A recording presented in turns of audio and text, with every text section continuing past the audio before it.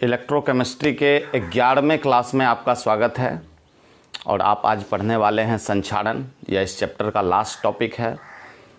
जिन लोगों ने पिछले 10 क्लास का वीडियो नहीं देखा है वह पहले मेरे आईडी पे जो रिकॉर्डेड वीडियो के रूप में अवेलेबल है उसे देख लें, और नहीं भी देखा है फिर भी आप बने रहें क्योंकि कोई बड़ा टॉपिक नहीं है, साधारण सा सिंपल सा टॉपिक है संक्षारण।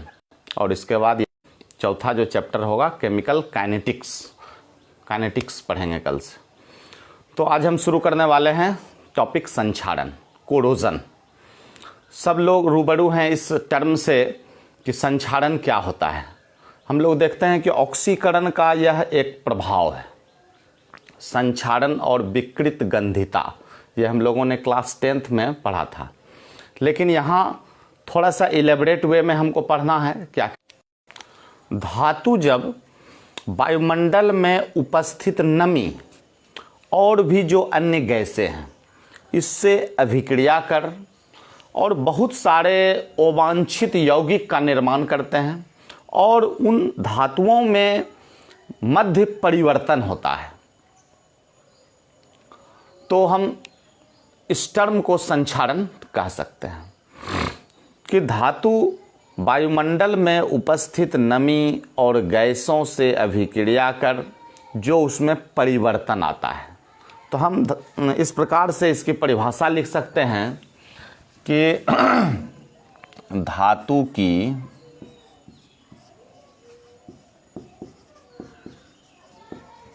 वायुमंडल में उपस्थित नमी एवं अन्य गैसों से अभिक्रिया कर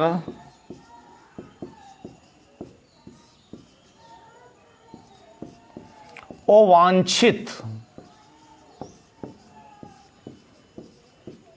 पदार्थ का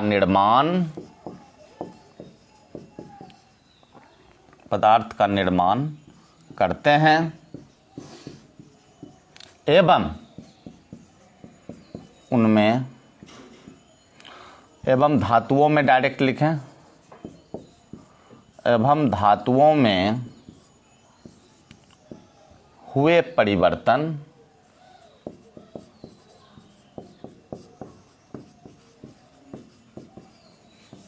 संक्षारण कहलाता है।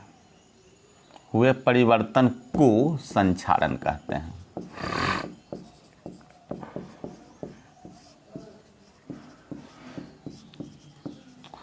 हम लोगों ने संक्षारण के बहुत सारे उदाहरण को देखा है। जैसे कॉपर के ऊपर आप देखिए कि हरा परत जम जाता है, या जो लेड है, लेड अपना चमक खो देता है और लोहे पर जंग लग जाता है। तो हम लोग सारे लोग रूबरू हैं कि लोहे में जंग लगते हुए हम लोगों ने देखा है।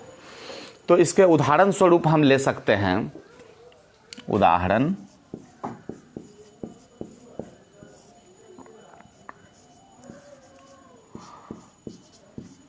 कॉपर के ऊपर हरे परत का जमना,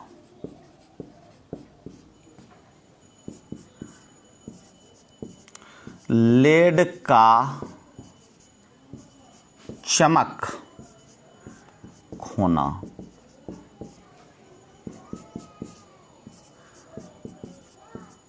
लोहे में जंग लगना। तो ये सब संक्षारण के कुछ उदाहरण हो सकते हैं। तो संक्षारण भी एक प्रकार की विद्युत रासायनिक अभिक्रिया है। तो हम इसके विद्युत रासायनिक सिद्धांत को समझने का प्रयास करेंगे।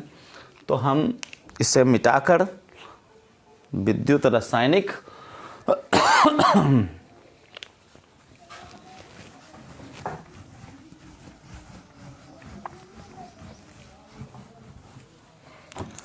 विद्युत रासायनिक सिद्धांत की बात करें,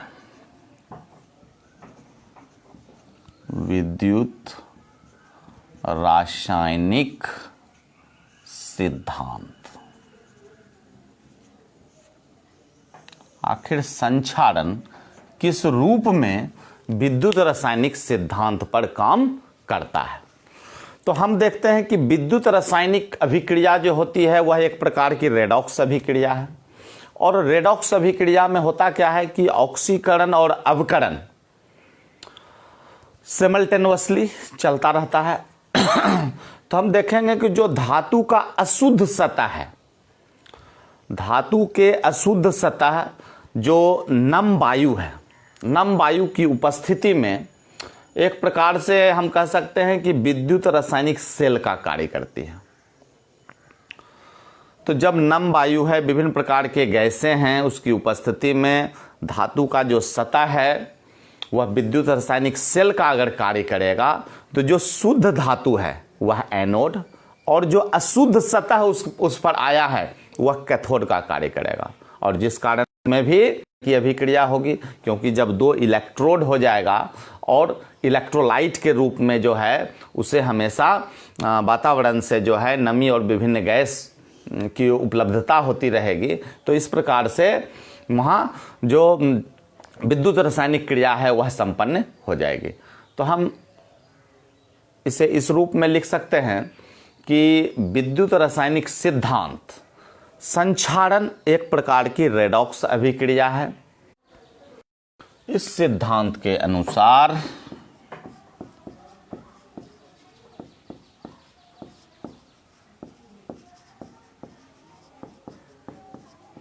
संक्षारण एक रेडॉक्स अभिक्रिया है।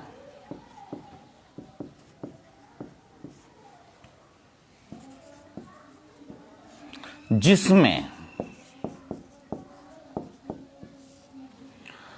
जो शुद्ध धातु हम लोग जो देख रहे हैं, शुद्ध धातु एनोड का कार्य करता है और अशुद्ध सतह कैथोड का कार्य करता है। शुद्ध धातु एनोड का कार्य करता है एवं अशुद्ध सतह कैथोड का कार्य करता है।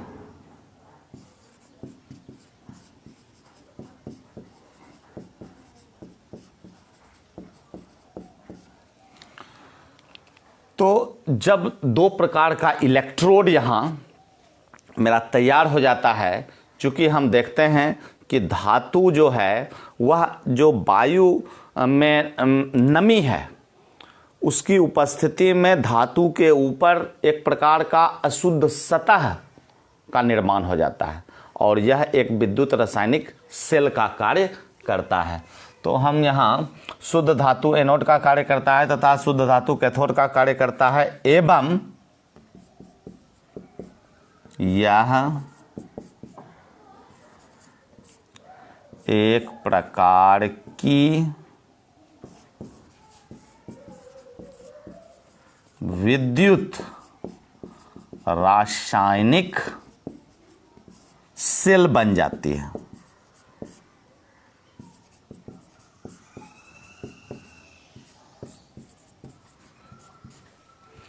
तो हम मुख्य रूप से बात करने वाले हैं लोहे में जंग लगने की क्रिया, और वह भी एक प्रकार का जो है रेडॉक्स अभिक्रिया होगा। उसमें विद्युत रासायनिक सेल का निर्माण होगा। जो शुद्ध धातु होगा वह एनोड का बिहेव करेगा और जो अशुद्ध सतह नम वायु की उपस्थिति में जो उसके ऊपर परत आ गया वह कैथोड का कार्य करेगा। तो हम हेडिंग करने वाले हैं लोहे में जंग लगना, लोहे में जंग लगने की प्रक्रिया। हम देखेंगे कि यह एक विद्युत रासायनिक सेल का कार्य करेगी। तो ठीक है, एनोड पर ऑक्सीकरण होगा और कैथोड पर अपचयन होगा। तो एनोड पर हम देखेंगे कि ऑक्सीकरण के फलस्वरूप जो मेरा Fe है वह Fe2+ में परिवर्तित हो जाता है और वह विलयन में चला जाता है। तो हम लिखेंगे लोहे के ऑक्सीकरण के फलस्वरूप Fe किसमें, तो Fe2+ में परिवर्तित होकर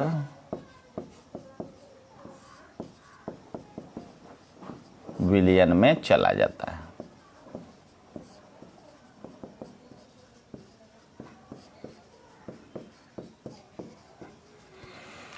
हम रिएक्शन की बात करें तो लिखेंगे एनोड पर। एनोड पर क्या रिएक्शन होगा, तो जो मेरा Fe था सॉलिड के रूप में, ये Fe2+ प्लस इसमें 2 इलेक्ट्रॉन का लॉस हो जाएगा। अब ये जो इलेक्ट्रॉन है, वह इलेक्ट्रॉन मतलब लोहे के द्वारा जो मुक्त इलेक्ट्रॉन है, धातु के सतह पर जो H+ आयन उपस्थित है। सर H+ आयन कहाँ से आया, तो हमने बताया नमी की उपस्थिति में यह अभिक्रिया होती है। तो जो वाटर है उसका जो H+ आयन है उसको ग्रहण कर लेते हैं। तो हम लिखेंगे कि लोहे के द्वारा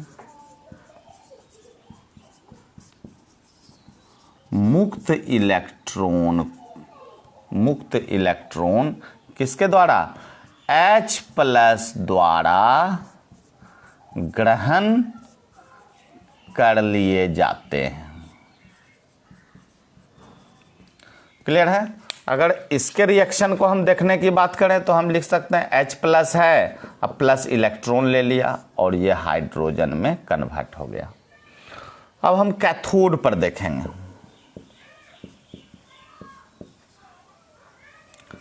कैथोड पर आखिर किस प्रकार की प्रक्रिया होगी, तो हम देखते हैं कि धातु के सतह पर जो है यही हाइड्रोजन ऑक्सीजन को अपचयित कर देता है।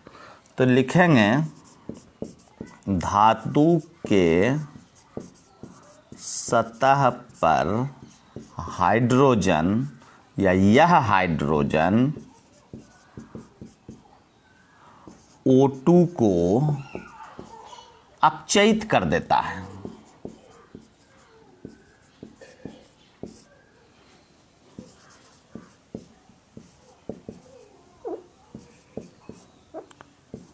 सर नहीं समझ पा रहे हैं। देखिए, ऑक्सीजन जो है, ऑक्सीजन का जुड़ना ऑक्सीकरण कहलाता है, लेकिन यहां क्या हो रहा है, यह हाइड्रोजन इस ऑक्सीजन से जुड़ रहा है, तो इस कारण से ऑक्सीजन का क्या हो गया, अपचयन हो गया। तो हम इस अभिक्रिया को किस रूप में लिख सकते हैं कि जो हाइड्रोजन है प्लस ऑक्सीजन मेरा जुड़ेगा, तो हम लिखेंगे H+O2।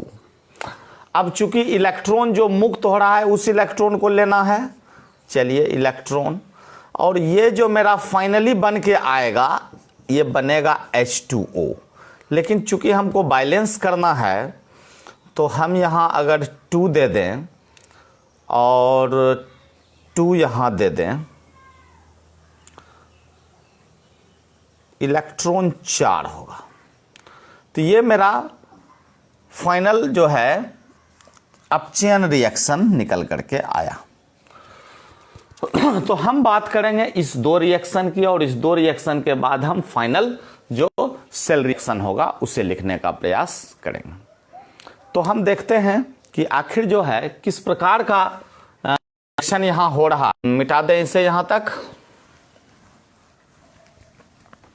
एक हम रहने देते हैं और ऊपर लिख लेते हैं क्या, तो Fe मेरा टूट गया किस में, तो Fe2++ 2 इलेक्ट्रॉन में, ठीक है।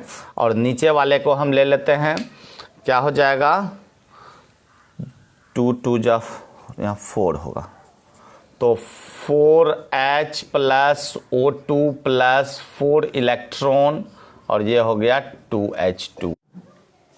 हम देखेंगे कि इसके इनॉट सेल जो स्टैंडर्ड इलेक्ट्रोड पोटेंशियल होता है वह हम आयरन का देखने जा रहे हैं, तो ये बराबर होता है -0.44,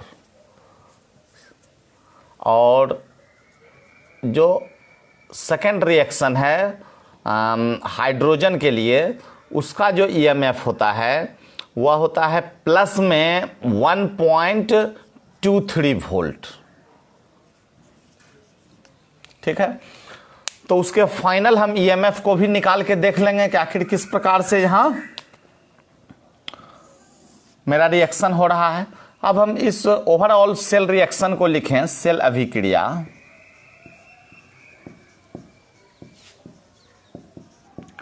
तो सेल अभिक्रिया निकल करके आई, चूंकि हम देख रहे हैं कि यहां 4 इलेक्ट्रॉन है, यहां 2 इलेक्ट्रॉन है, तो कंप्लीट को हम 2 से मल्टीप्लाई कर देते हैं। तो 2 से मल्टीप्लाई करने के फलस्वरूप मेरा 2Fe हो गया। ठीक है, प्लस और ये 4H, ये H प्लस के रूप में है, तो 4H प्लस आ गया, प्लस ये O2 हो गया। क्लियर है, और ये 4 इलेक्ट्रॉन यहां भी, 4 इलेक्ट्रॉन यहां भी, तो इस दोनों को हम जो है कैंसिल कर दिए। और इधर जो मेरा आ गया वो है ये है Fe2 प्लस प्लस मेरा 2H2O। अब हम ईएमएफ की बात करें तो ईएमएफ में हम देखते हैं, चूंकि जो आयरन है ये हाइड्रोजन से ऊपर है, मतलब मोर रिएक्टिव है। तो हम पहले भी पढ़ चुके हैं, जो इनॉट सेल का वैल्यू होगा that is equal to E cathode minus E anode, तो E right minus E left. तो हम यहां ई राइट के जगह हमको क्या है, तो ये है हाइड्रोजन वाला, तो ई नॉट इज इक्वल, यहां पे हम लिख दें डायरेक्ट 1.23 माइनस, फिर हो जाएगा मेरा आयरन वाले का ले ई नॉट, तो क्या हो जाएगा 0.44 वोल्ट। हम फाइनल जो इसका माइनस माइनस हो गया प्लस 1.23 प्लस 0.44 वोल्ट, तो 4 3 7 हो गया, 7 6 और 0.1, इतना वोल्ट मेरा निकल करके इनॉट सेल आया। सर इसकी क्या ज़रूरत है इनॉट सेल निकालने का? तो आप समझिए कि हम यहाँ इलेक्ट्रोकेमिकल सेल की चर्चा कर रहे हैं, और इलेक्ट्रोकेमिकल सेल में जो एनोड का बिहेव करेगा वहाँ ऑक्सीडेशन होगा, जो कैथोड का बिहेव करेगा वहाँ रिडक्शन होगा। तो उसके इनॉट सेल के आधार पर हम पता कर सकते हैं कि यहाँ तो कंप्लीटली मेरा हाइड्रोजन है और आयरन के बीच हम जो है रिलेशन देख रहे हैं, तो हाइड्रोजन से ऊपर मेरा आयरन है, तो आयरन यहाँ एनोड का बिहेव किया, और जो हाइड्रोजन है H प्लस आयन के रूप में है, और यहाँ ऑक्सीजन से वह कंबाइंड रहा कैथोड के रूप में कार्य किया। तो फाइनल जो हमने जो ईएमएफ निकाला वो इस रूप में निकाला। हाइड्रोजन से ऊपर जितना भी है उसका सारे का निगेटिव है। पिछले क्लास में हम लोगों ने चर्चा की थी, 5th क्लास हमको लगता है, और हाइड्रोजन वाले का हो गया 1.23, फाइनल हम लोगों ने निकाल लिया। अब हम देखते हैं क्या कि आखिर जंग का निर्माण होता कैसे है। तो जो Fe2 प्लस आयन है जल के साथ अभिक्रिया कर लेता है, तो हम लिखेंगे, मिटा देते हैं इसे, रिएक्शन कोई भारी नहीं है, एक बार 2 बार आप लिखिएगा क्लियर हो जाएगा। तो हम बात कर रहे हैं कि वही जो Fe2 प्लस आयन जल के साथ अभिक्रिया कर लेता है।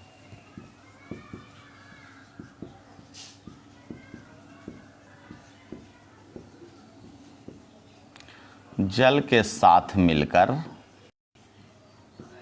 कहते हैं कि जो लोहे का सतह है वहां पहुंच जाता है, लोहे के सतह पर पहुंच जाता है, और लोहे के सतह पर पहुंचकर क्या करेगा, Fe3 प्लस में वो परिवर्तित होकर मतलब कहिए कि जंग का निर्माण करता है। Fe3 प्लस, तो जंग का निर्माण किस प्रकार से होता है इसकी अभिक्रिया हम लिखने वाले हैं। हम बात कर रहे थे कि Fe2 प्लस आयन जल के साथ मिलकर लोहे के सतह पर पहुंच जाता है, और Fe3 प्लस में ऑक्सीकृत हो जाता है और जंग का निर्माण करता है। हम देखेंगे कि मेरे पास है Fe2 प्लस ऑक्सीजन मिला इससे और वाटर है, चूँकि नमी भी चाहिए और जो वातावरण में गैस है वह भी चाहिए, तो ये मेरा Fe2O3 प्लस H प्लस में कन्वर्ट हो जाता है। ज़रा सा इसे हम बैलेंस करें तो Fe में यहाँ 2 लगा दें, यहाँ हाफ हो जाएगा और यहाँ 4H प्लस होगा। तो इस तरह से जो है ये Fe2O3 का निर्माण हुआ। अब ये Fe2O3 में X मॉलिक्यूल अगर वाटर मिलता है तो ये X मॉलिक्यूल में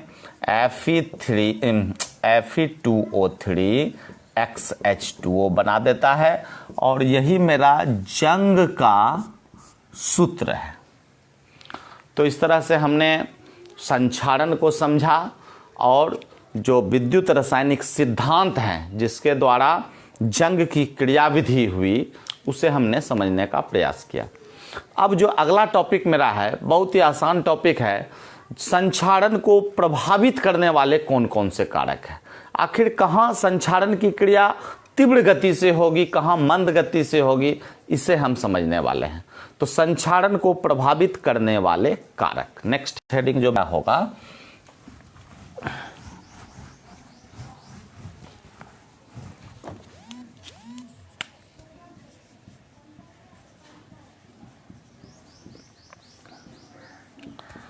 संक्षारण को प्रभावित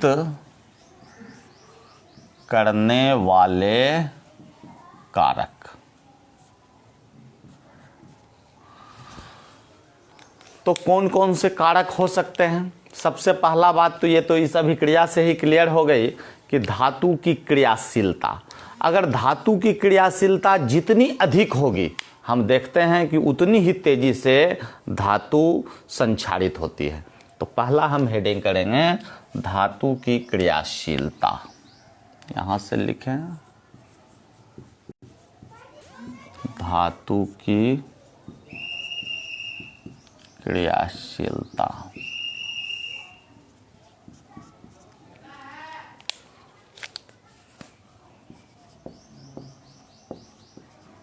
अधिक क्रियाशील धातु में संक्षारण तीव्र गति से होता है।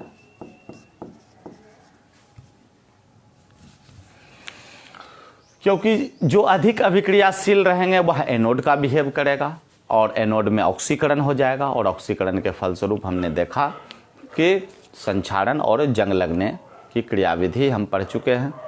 दूसरा बात कि अगर धातु में विकृति होगा, विकृति कहने का मतलब कि धातु का सतह अगर चिकना नहीं होगा, खुरदुरा सतह होगा, तो खुरदुरा सतह में क्या होगा कि नमी और जो गैस है आसानी से उसके जो है खुरदुरे सतह पर आकर के बैठ जाएंगे। तो इस प्रकार से हम कह सकते हैं कि संक्षारण की क्रिया में यह अधिक सहायक होती है। तो धातु की विकृति, नेक्स्ट हेडिंग हम लोग लेंगे धातु की विकृति। लिख देते हैं डायरेक्ट कि खुरदुरी सतह वाली या खुरदुरी सतह वाले धातु में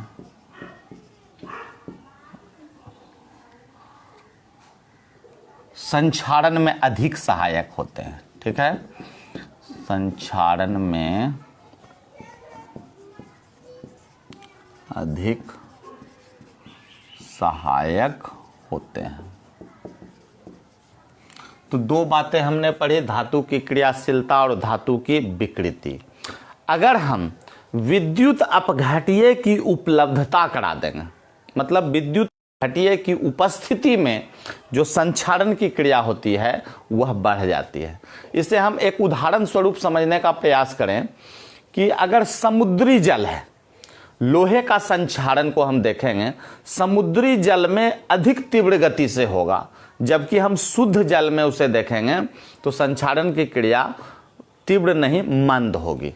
तो हमने देखा कि विद्युत अपघट्य की उपस्थिति में भी संक्षारण प्रभावित होता है। तो हम लिखेंगे विद्युत अपघट्य की उपस्थिति। तीसरा पॉइंट मेरा हो जाएगा विद्युत अपघट्य की उपस्थिति।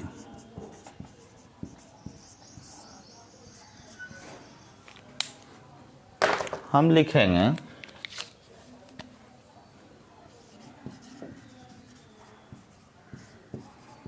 विद्युत अपघट्य की उपस्थिति में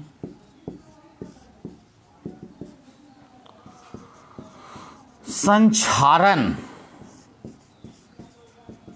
तीव्र गति से होता है। तीव्र नहीं, ठीक। तो एक उदाहरण स्वरूप हम ले लें तो लोहे का संक्षारण देखते हैं कि समुद्री जल में अधिक तेजी से होता है। लोहे का संक्षारण, लोहे का संक्षारण समुद्री जल में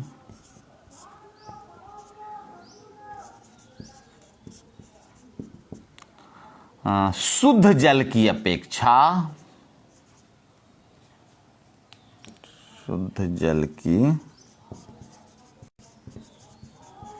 अपेक्षा अधिक तेजी से होती है।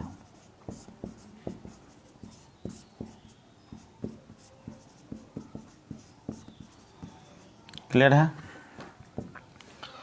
और एक और इसमें हो सकता है कि नमी। देखते हैं हम, आर्द्र वायु है, आर्द्र और शुष्क समझ रहे हैं। आर्द्र का मतलब जो ह्यूमिड एयर है, जिसमें नमी युक्त वायु है, तो वह संक्षारण में अधिक सहायक होते हैं। वही हम शुष्क वायु देखते हैं तो यह संक्षारण में सहायक नहीं होते हैं। तो हम लिखेंगे वायु में नमी।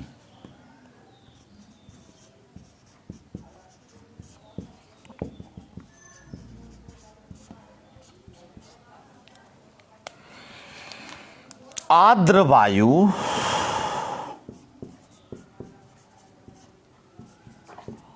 संक्षारण में अधिक सहायक होते हैं।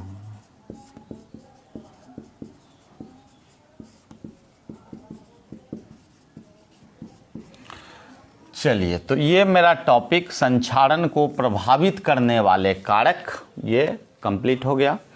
अब हम देखने जा रहे हैं कि आखिर संक्षारण के बचाव के क्या क्या उपाय हैं। तो ये लास्ट जो है टॉपिक होगा इस चैप्टर का, संक्षारण के बचाव के उपाय। तो नेक्स्ट हेडिंग हम लोग करेंगे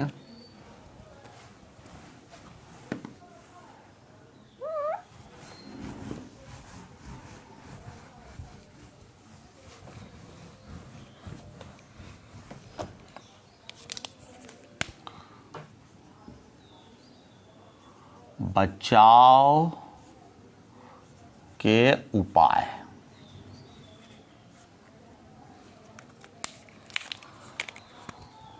बहुत इंटरेस्टिंग ये टॉपिक है और हम लोग पिछले क्लासों में ये सब पढ़े हैं। मेटल्स, नॉन मेटल्स, धातु और अधातु चैप्टर जो है आपका क्लास 10th में भी है, लेकिन उसे थोड़ा सा हमको यहाँ पर इलेबोरेट वे में पढ़ना है। तो सबसे पहला हो गया मेरा कि संरक्षण के बचाव में बाह्य रक्षण, जिसको हम इंग्लिश में बैरियर प्रोटेक्शन कहते हैं। तो बैरियर प्रोटेक्शन में क्या होता है कि हम धातु के सतह पर या तो तेल से या ग्रीस से या उसके ऊपर पेंट लगा देते हैं, किसी प्रकार का हम लेप उसके ऊपर चढ़ा देते हैं, तो जिससे हम क्या होता है कि उसके ऑक्सीकरण को रोक देते हैं, कि वातावरण में जो नमी है और वातावरण में जो विभिन्न प्रकार के गैस हैं वह उसके संपर्क में नहीं आ सकते हैं। तो पहला पॉइंट यहां हो सकता है बाह्य रक्षण, लिखेंगे बाह्य रक्षण, बैरियर प्रोटेक्शन।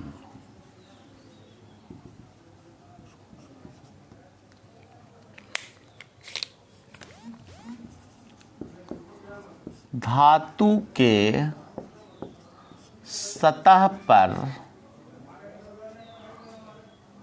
विभिन्न प्रकार के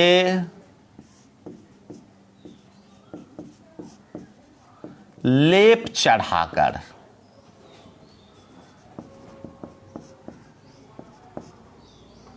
इसके ऑक्सीकरण को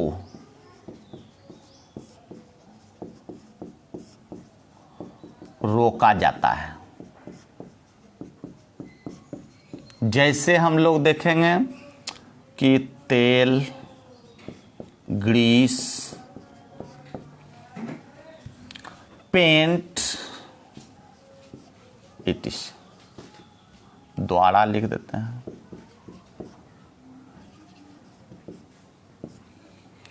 तो ये मेरा बाह्य रक्षण, हम लोग पहले भी पढ़ चुके हैं कि हम लोग पेंट करके, ग्रीसिंग करके, तो जो मेरा संक्षारण है उससे हम बचाव कर सकते हैं।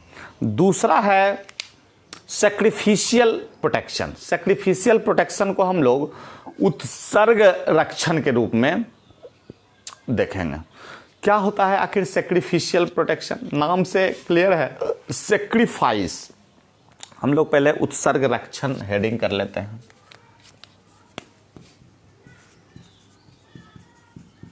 उत्सर्ग रक्षण, सैक्रिफिशियल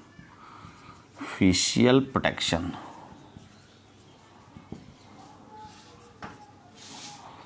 तो सैक्रिफिशियल प्रोटेक्शन में हम देख रहे हैं कि सैक्रिफाइस, अगर हम जैसे लोहे को बचाना है तो लोहे से अधिक क्रियाशील धातु को या क्रियाशील धातु का उसके ऊपर लेप चढ़ा दिया जाए। एक और हो सकता है जिसे हम विद्युत रक्षण या एनोडाइजिंग भी कहते हैं। यह भी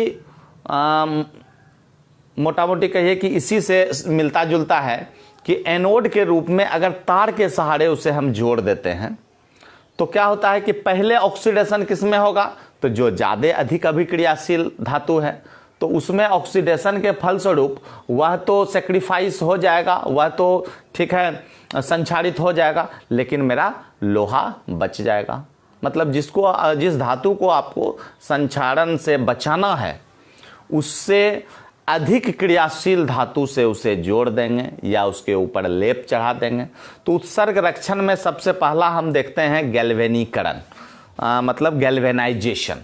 तो गैल्वेनाइजेशन में हम देखते हैं कि लोहे के ऊपर जो है जिंक का लेप चढ़ा देते हैं। वही हम देखते हैं क्रोम प्लेटिंग होता है, टीन प्लेटिंग होता है। लोहे के ऊपर अगर टीन का प्लेटिंग कर देते हैं, टीनीकरण हो गया। लोहे के ऊपर क्रोमियम का प्लेटिंग कर देते हैं, क्रोम प्लेटिंग हो गया। ठीक है, तो हम देखने जा रहे हैं इसमें उत्सर्ग रक्षण में गैल्वेनीकरण।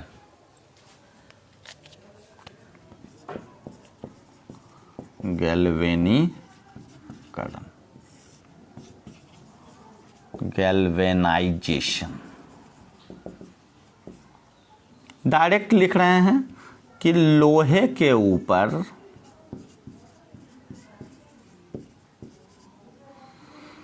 लोहे के सतह के ऊपर लिखिए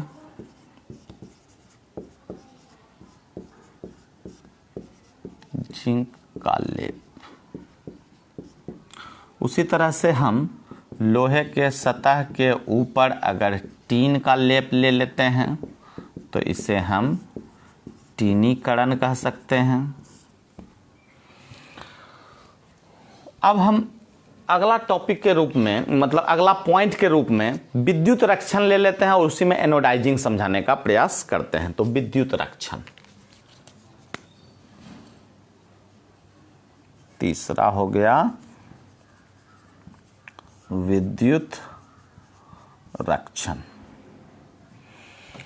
तो विद्युत रक्षण में हम लोग क्या देखेंगे कि एनोड के रूप में अगर कोई अधिक अभिक्रियाशील धातु से हम इसे जोड़ देते हैं तो होता क्या है कि उसमें ऑक्सीडेशन हो जाता है और जो बच गया मेरा वह लोहा बच गया। तो तार के सहारे हम इलेक्ट्रिकल प्रोटेक्शन लिखेंगे।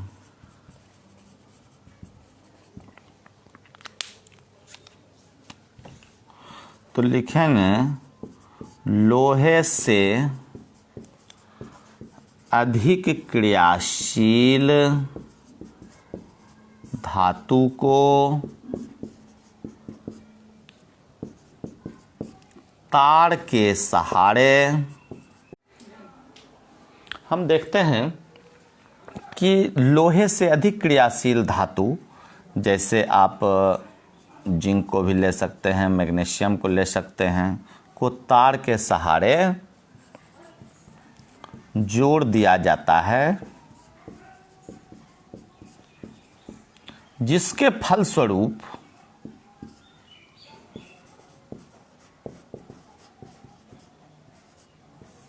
अधिक क्रियाशील धातु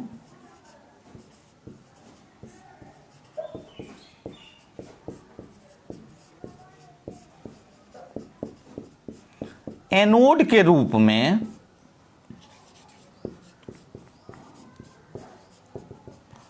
कार्य करता है एवं लोहे को ऑक्सीकरण से बचाता है।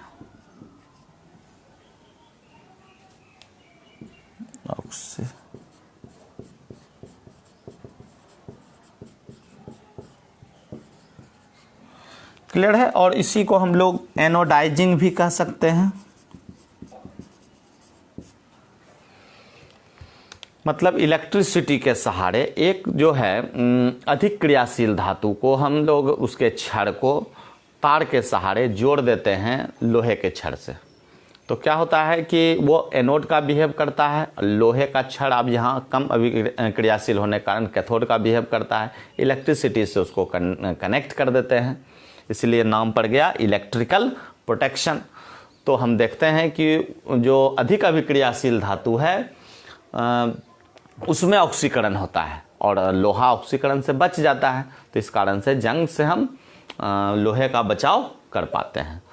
हम मिटा दें इससे पहले, और 3 पॉइंट हो गया, एक आध पॉइंट और होगा, ज़्यादा नहीं है। एक तो एल्युमिनियम वाला हो गया कि स्वरक्षण हो जाता है, और दूसरा विद्युत अपघट्य के द्वारा भी हम बचा सकते हैं। तो हम लेने वाले हैं प्रति जंग बिलियन कहिए, या कुछ ऐसा विद्युत अपघट्य होता है जिसको कि अगर मान लिया जाए लोहे को बचाना है तो लोहे को उसमें अगर डुबा दिया जाए, जैसे लोहे को हम लोग जो है क्षारीय फॉस्फेट में डुबा देते हैं तो आयरन फॉस्फेट बन जाता है। तो आयरन फॉस्फेट बन गया तो आयरन को बचा लिया। तो प्रति जंग बिलियनों का प्रयोग हम नेक्स्ट पॉइंट के रूप में लिख सकते हैं। प्रति जंग बिलियनों का प्रयोग कुछ ऐसे लिखें,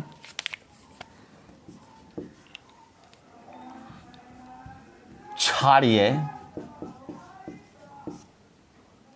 फॉस्फेट, कार्बोनेट ETC विद्युत अपघट्य का कार्य करता है।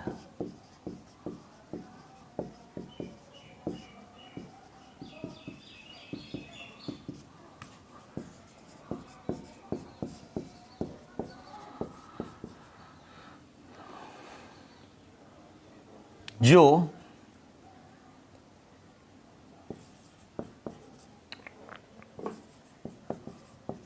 लोहे के ऊपर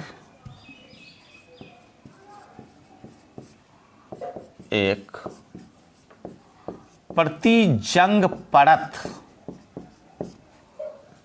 का निर्माण करता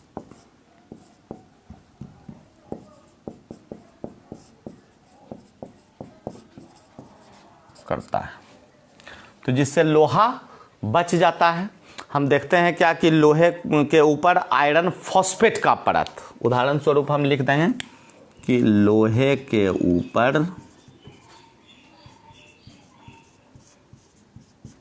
लोहे के सतह पर आयरन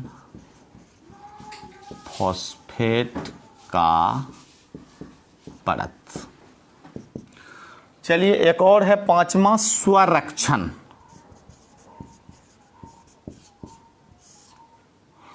स्वरक्षण में हम देखते हैं कि जैसे एल्युमिनियम, तो एल्युमिनियम क्या होता है कि वातावरण में जो वायु है उसकी उपस्थिति में उसके ऊपर एल्युमिनियम ऑक्साइड का एक परत चढ़ जाता है, जिसके कारण कि उसका स्वरक्षण होता है, उसमें किसी प्रकार का संक्षारण की प्रक्रिया नहीं होती है।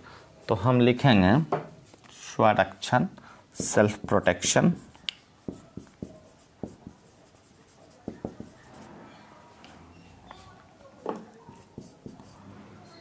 एल्युमिनियम में या एल्युमिनियम वायु की उपस्थिति में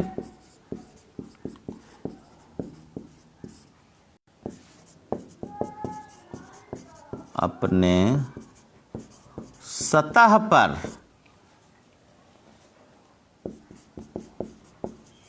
एल्युमिनियम ऑक्साइड का परत बना लेता है, जिससे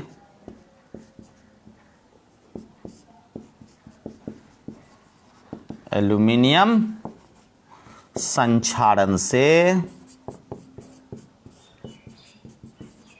बच जाता है। तो इस तरह से हमने संक्षारण का जो टॉपिक था वह कंप्लीट किया, और इस चैप्टर में एक टर्म बच गया है जिसका नाम है THEEND। अब इस टर्म के बाद यह चैप्टर मेरा पूरा हो गया। अब हम अगले क्लास में नए चैप्टर के साथ मिलेंगे। केमिकल काइनेटिक्स, या किन्हीं छात्र को ऑर्गेनिक पढ़ना है तो वो कमेंट बॉक्स में लिखेंगे, तो हम ऑर्गेनिक या इनऑर्गेनिक शुरू करेंगे। तो आपके ऊपर छोड़ देते हैं क्या पढ़ना है, आप समझिए। तो thank you for watching this video. आज इलेक्ट्रोकेमिस्ट्री का 11वां और अंतिम क्लास था। जो लोग बीच में अन्य क्लास का वीडियो नहीं देखे हैं वो मेरे आईडी पर अवेलेबल है वीडियो, उसे खूब बढ़िया से देख लें, उसे कॉपी में नोट कर लें, तभी आपके लिए यह फ़ायदेमंद होगा। बहुत बहुत धन्यवाद। Thank you for watching this video.